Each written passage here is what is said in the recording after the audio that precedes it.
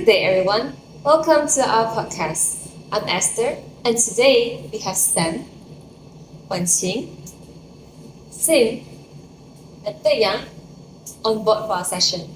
To start off, does any one of you have any thoughts about our topic today, which is Make Everyday Earth Day? Like, what first comes across your mind? The first thing that comes to my mind is the problem about public awareness of environmental issues. I mean, we just had our 52nd Earth Day on 22nd of April, and don't get me wrong, I think it's a great opportunity to spread the awareness of said issues.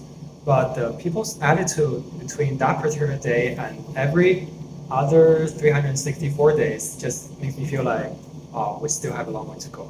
Yeah, I've witnessed this scenario a lot. The people around me always portray the same attitude when it comes to environmental issues, with most of them couldn't even care as it does not directly affect them. For me, I feel like as citizens of the earth, we could be more alert about what we are contributing to the environment, whether it's good or bad. And in fact, everyone should be aware of what's going on our environment today, because we all have the responsibility to take care of the mother nature of ours. Yeah, absolutely. Speaking of which, I believe there are three levels of different awareness for environmental protection. And the very first, like you said, are the ones who just don't care. Yeah. Admittedly, there are people who are just unable to care about the environment because, and there's no easy way to say this, but we're still living in a world where poverty, hunger, and war are plaguing a lot of people. But for the ones who, with ability and resources, I think it's our duty to solve those problems we caused. Yeah. The second are the ones who are aware but do not take action. I think this applies to a lot of people, including myself in the past. I guess the mindset I was in was like, those environmental problems are like huge problems, and there won't be much of a difference even if I do something. Yeah. I think the lack of awareness and lack of action is definitely a huge problem, because I personally think that people don't realize the impact of their small actions, so they choose to do nothing. Yeah. And anyways, Taeyang, you were saying that you were someone who were aware but do not take action. What caused this change of mindset in yours? I've never given it much thought. I guess I just realized that everybody around me has been making a change, and I felt the responsibility to do my part as well. Because in reality, it is us humans who are causing those issues, and eventually they come down to individuals. And as individuals, we must do something for us as a species to do something. Yeah. So anyways, finally, there are the ones who take action, but only in particular ways, or only to comfort the consciousness. I believe that most people are aware of our current environmental situation and are willing to take actions. However, in my opinion, most people don't really know how to effectively help the environment in our daily lives, and that's where our podcast come in handy. Yeah, I agree. To add on, not only we should know about how to effectively help the environment, but also to practice it continuously and consistently. Because Earth Day is not just a single day celebration. Yeah. So we shouldn't be practicing green lifestyle like once the blue moon. Yeah, Earth Day is every single day. So with the problems now addressed, this brings us to our next question. Like, how should we commit ourselves in practicing green lifestyle? Like, easier said than done. So I believe there is a lot of challenges to be faced, but I would like to hear from the others as well. So do you guys have any experiences to be shared, or for example, the challenges you face and how you overcome it? Well, I think I will give my own opinion on this. A green lifestyle is definitely an effective way to start saving on our earth. And the good news is it's not as hard as it seems to be. I believe that all of us here must have practiced green lifestyle without us being aware of it. For example, using of the plastic bags. I'm quite sure that in every house there will be a bag with a handful of plastic bags. Yeah. For me, it's considered as a green lifestyle as we did reuse the plastic bags. This is actually so true. I mean, typical Asian household. Yes. either there is a lot of plastic bag in one big plastic bag, like what Steve had just now, or the plastic bag are folded like in this small little triangle and tucked away in the drawer. I don't know about you guys, but my family practices the latter one. Since COVID. Then this reminds me of another experience that I have as well. The ice cream container. I love ice cream while I was growing up. The 3 flavors. Yes. Big tub with 3 flavors. Yeah. Yes. So when I see this tub right in the fridge, open the fridge, you see this tub. I was like, wow, damn happy, big tub right on my fridge. But the thing is, every single time I'll be naively disappointed because there will never be ice cream inside. It's always either frozen meat or frozen seafood. Anything but ice cream inside there. Yes, and I have another to add on to the list, like the metal cookie box with sewing supplies instead of cookies. Yeah, and some of them might use them as coin box. Yeah, my family do that too. Also, we do keep our clothes around for quite a long time, don't we? Yeah. Yeah, I mean, we wear them outside when they're new and pretty. Then after a few years, we will only wear them at home as pajamas, right? Even if they're torn up, they will become rags. You left until there's only strips of fabric left. Or if they're only worn out, they'll become car seat covers or passed on to our younger siblings. Yeah. Yeah, isn't it incredible how we thoroughly utilize our clothes? Exactly. Not just the clothes, like the toys, the school supplies, the bags. Being the second child generally implies that all of my belongings are pre-loved because the condition of the items are just too good to be replaced. True. Yeah, but think of it now, right? It's actually quite a great deal because I'm actually indirectly, my sacrifices indirectly brings good to the nature. Yes, I guess that this topic is really interesting and it really triggers the memories as most of us must have experienced the same situations. So it's proven that actually we are all unconsciously making little efforts in environmental protections. Maybe if you are more alert to our actions, we will find even more little efforts like this. Yeah, aside from reusing items, there are other ways we can help the environment in our daily lives, with one of them being recycling. I think it's the simplest way to practice the green lifestyle because there's a huge amount of items we use every day that are recyclable. Things made of plastic, glass, or paper. Well, the local authorities did always organize recycling events in our residential area, and we can always participate and be a part of the effort. Yeah, fun fact, we might also get rewards by doing so. Yeah, for example, right, the Clean Rivers vending machine where you can recycle plastic bottles and you can get something in return. For example, the shopping vouchers or petrol discounts, coupons. Yeah. Oh, I didn't know about that. I didn't want to admit that this is such a great enticement to motivate people to start recycling, but practically we are killing 2 birds with 1 stone. Yeah, exactly. It's true that, and also there are many other forms of recycling as well. Because when we talk about recycling, what comes to our mind is just papers, plastics, and glasses. But do you know that you can recycle food waste as well? Really? Yeah, yeah. And we generally call it as food waste repurposing. Yeah, the idea of it is basically we use the waste or items that almost becoming a waste, and then we repurpose it into a brand new item. Yeah. Let me give you an example. 3D food printing, whereby fruits or vegetables they are going to spoil, and then we use it to make it into a puree, and then 3D printed out, dried, and then eventually they will become cookies with longer shelf life. Cookies? Yeah, Some tastes like yeah. And also there are a lot of examples as well. Like repurposing the fruit peels into snacks, or using vegetable peels into veg stock. Yeah, I hope that this gives everyone a new perspective to recycling so that we can start small from the comfort of our home. And hopefully in the future, the number of waste will drop and we will be steps closer to being a waste-free nation. I hope that too. Yeah. But even though it's easy to start a green lifestyle, I think persistent in maintaining the green lifestyle is a concern that we all face. Yeah, Don't you think so? Yeah. Another challenge is that the lack of knowledge on what are the stuff that you can recycle and what are the stuff you cannot recycle. I don't know about you guys, but recently I've just found out that I cannot actually recycle paper cups. Oh, is it? Why not? Because of the thin plastic lining inside the paper cup. You know, like because or else the paper cup will be soggy, right? Yeah, yeah. From water inside. So there's actually a thin lining of plastic inside, and because of this thin lining of plastic, you cannot recycle it. Oh. I've been recycling paper cups all my life. I wonder what the recycling centers will do with them. Yeah. Another thing is another thing that I found out recently is food tainted items. For example, pizza boxes.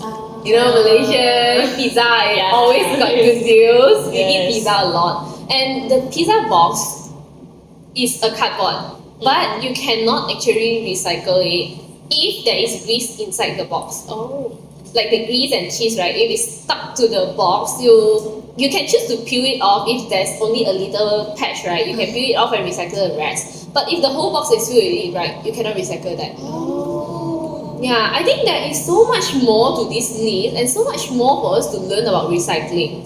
Yeah, true. Speaking about the knowledge of recycling, this actually reminds me about a Japanese documentary that I watched about kakosoji, which is known as school cleansing, where the students are actually required to divide and sort out their trashes according to the categories. Like, you shouldn't just throw the whole plastic bottle inside the recycle bin, because you have to separate it out into the plastic bottle itself and the bottle cap. Oh. Ah.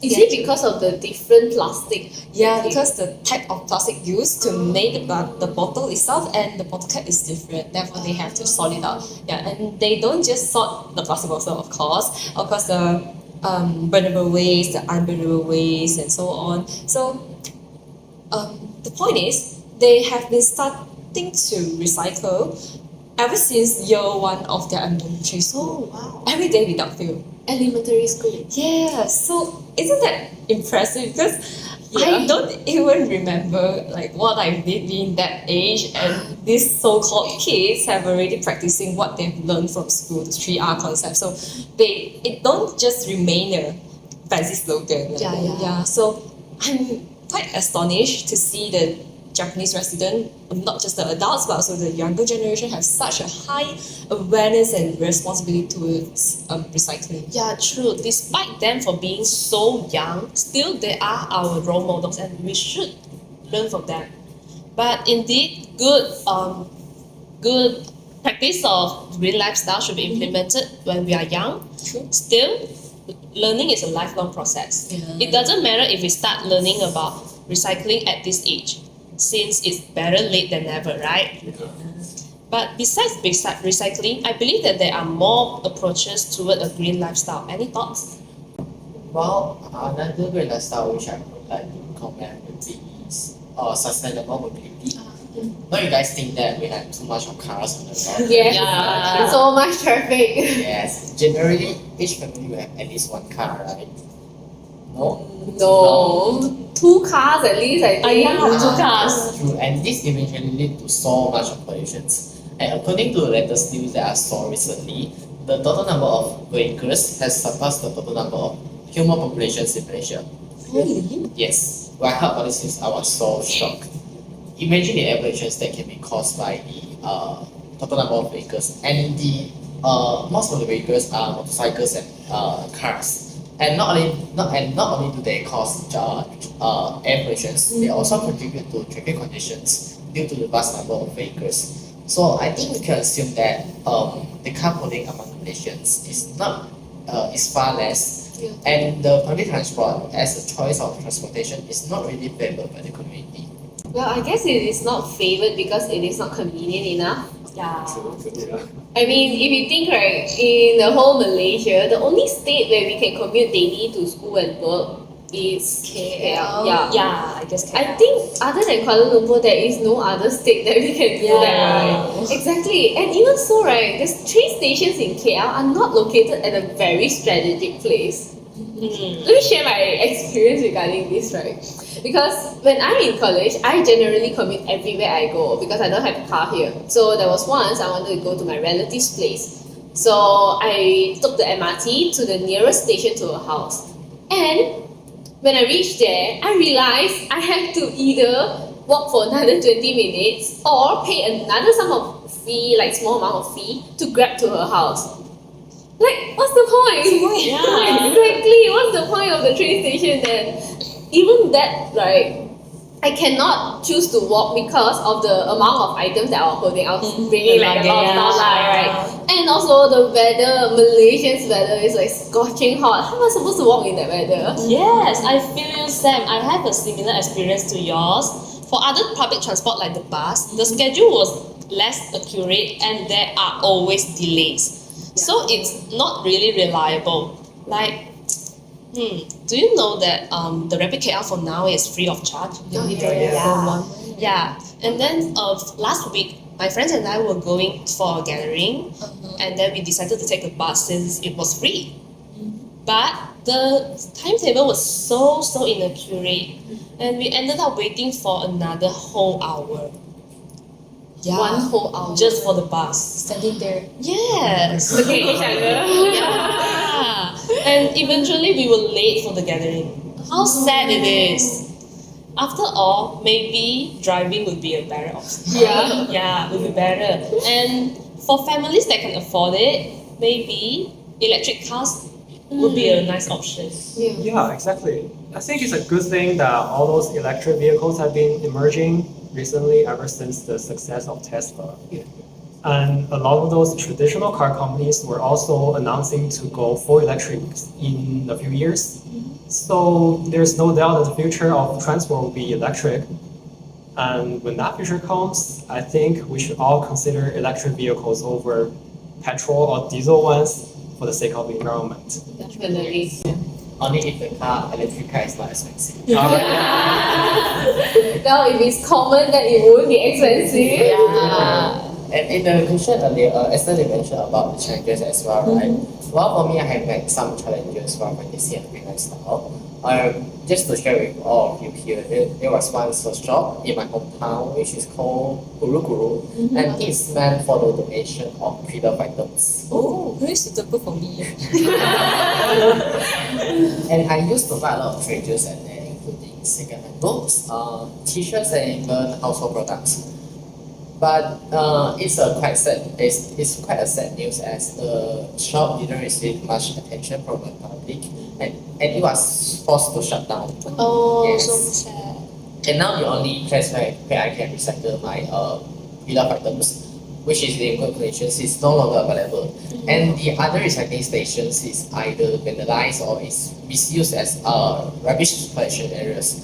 So sometimes I think that we actually do have the intentions to practice a green lifestyle. Just the challenging circumstances make us retreat from it. True. Yeah, that's real sad. But like you said, at least it shows that people do have the will to make changes. Of course, as an individual, a green lifestyle is a good way to start. However, the green lifestyle alone is not sufficient enough to create a huge impact. However, and that's why we should implement sustainability. I feel like we should have more sustainable practices made common among society. Yeah. So, you guys have anything in mind that suits this? I think I have something that's quite interesting, I would say. There is this one article I read previously about organic burial pots. And then, you know how like when we die, it's only natural that we return to earth, right? Yeah. And different religions, different people, they have different ways of conducting the funeral, generally through burial or cremation.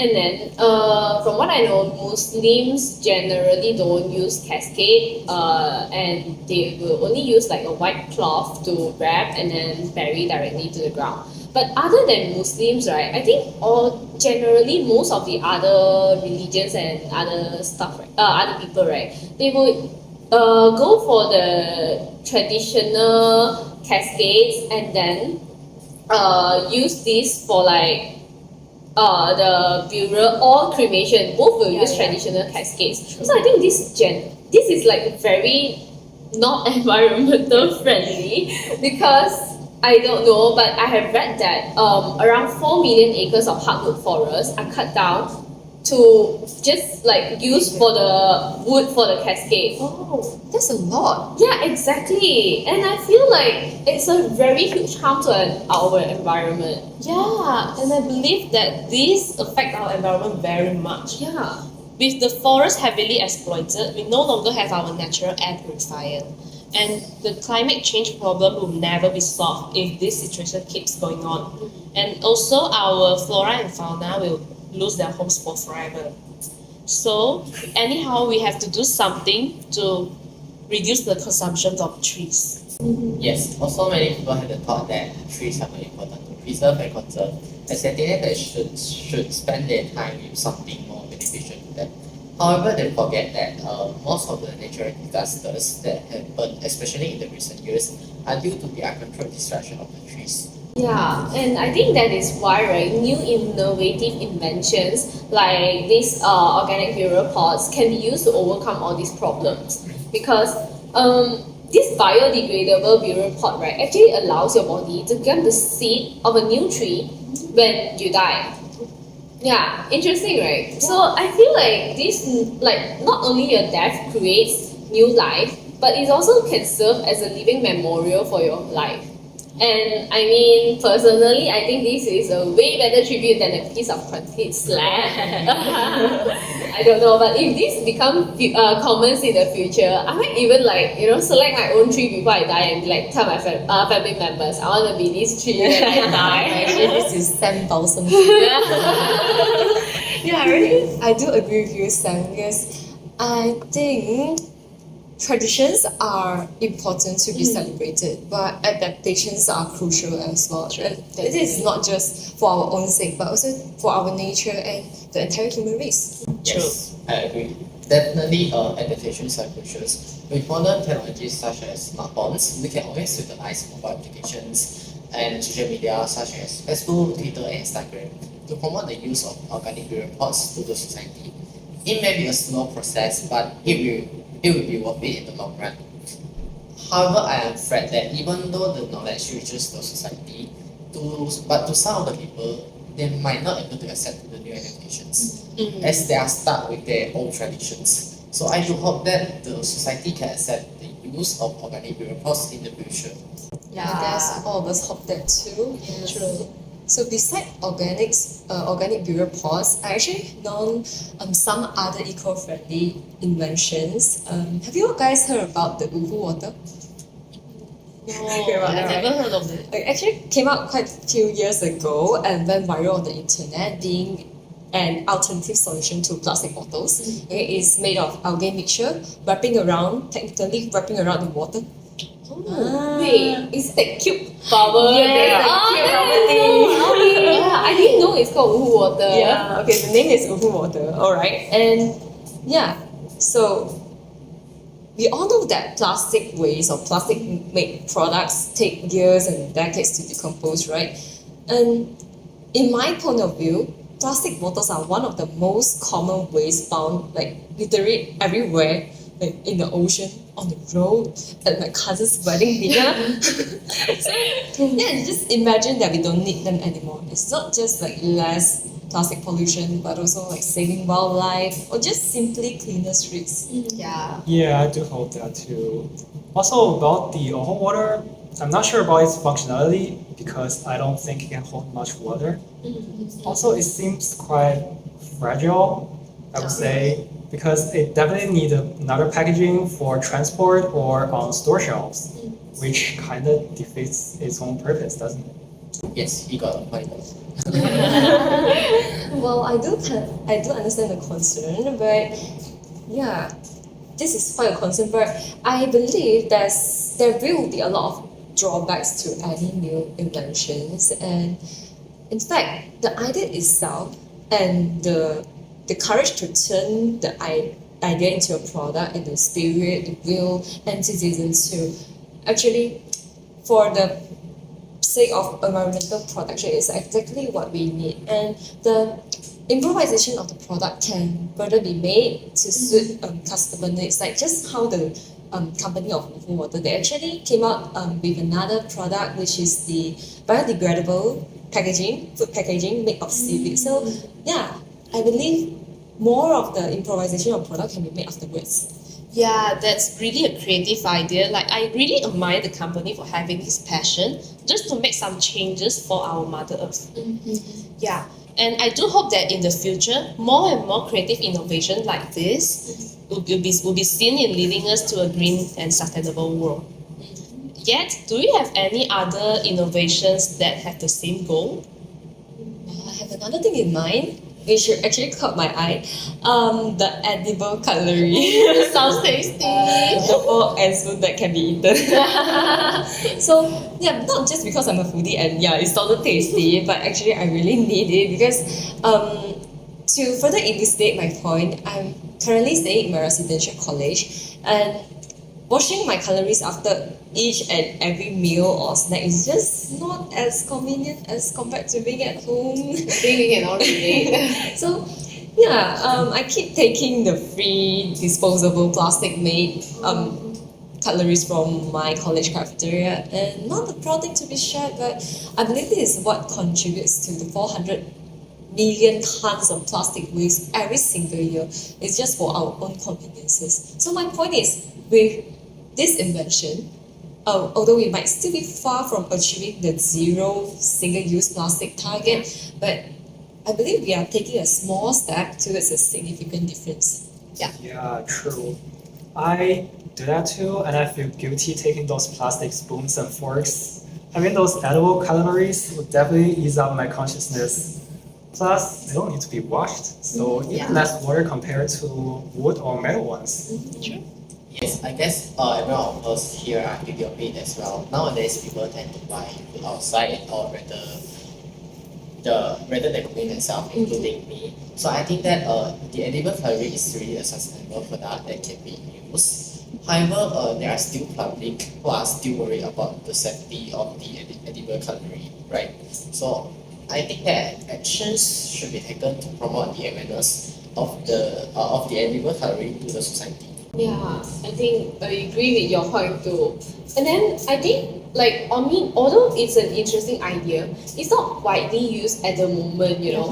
So I guess this is sort of like a call to action for us to find better alternative and stop using this single-use plastic while we wait for like innovative inventions like this to be more common in our society.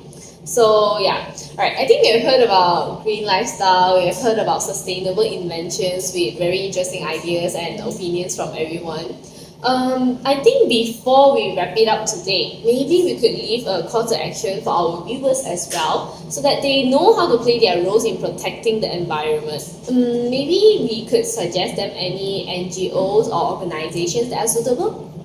Speaking about the organization, I found that there are a few of organizations in our country that are suitable for us to join, and one of them is called Zero Waste Malaysia. Oh, I heard about the zero waste Malaysia. But I think our country is still far away from achieving the goal of being sustainable and waste free. So as the name suggests, the Zero Waste Malaysia is a non-profit organization that advocates a waste-free nation. And please correct me if I'm wrong. Yeah, you are right. By getting involved in this organization, we can get engaged with a lot of people with the same goal, and we can join various outreach activities and campaigns. And there's one more thing I found interesting in this organization, that is they have a resource hub online providing different resources in assisting us to a greener life. Wait, what is this resource hub thing? Okay, all you need to do is to check on their website at zerowastemalaysia.org. And for our viewers, we will leave it at the description. zerowastemalaysia.org. Yeah. Well, thanks for the information, Wan Qing. One thing I noticed from the resource hub is regarding most of the recyclables not being recycled due to particular reasons. Like, for example, the facilities are just not enough, like what's suggested by Sim, or the recyclables are just contaminated, making it hard to be recycled, just like mentioned by Sam. Yes, not only we have fewer recycling stations, but the attitude of the community is also another major concern that we need to address. most of the people just throw anything that they want at the recycling stations and think that there will be people who are going to handle the items that they throw. Sorry. And this collection most commonly happen, especially just a few weeks before any celebrations or festival. Yes. And this is because people will clean their houses and will just throw any unused item at the recycling stations. My mom did this all the time.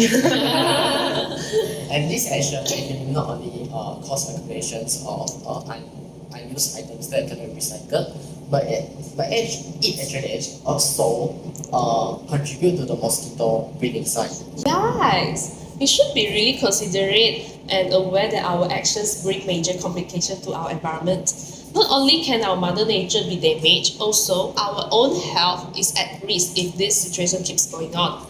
By the way, in addition to what Esther and Sim have shared just now, I still remember that there are a lot of information in the resource hub that I found interesting. Do any of you find anything that is eye-catching?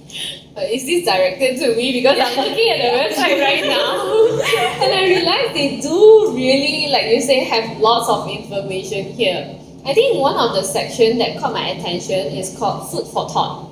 And in this section here, there is 3 sentences, 2 of which is related to our country, Malaysia. So wait, let me just read it out loud, right?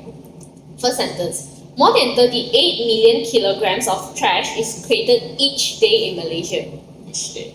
Yeah, each day in Malaysia, 38 million, right? Alright. Second sentence. Malaysia ranks second in producing the most plastic waste in Asia. Wow, not proud at all. Yeah, definitely. Yeah. Second in whole of Asia, definitely not proud. And not just not proud, I'm even guilty. Don't you think so? As a Malaysian, I think this is why, right, we really need to take this issue seriously and try to make a difference, even if you think like your impact is very small at the moment. Because if everyone just wait for others to start, right, when will When on anything be achieved? Yeah, you are absolutely right. I think the same thing also applies to China and almost all countries in the world. But with our current environmental situation in mind, I mean, they gotta have plans to move forward to waste-free nations, right? Yeah, Yes. definitely.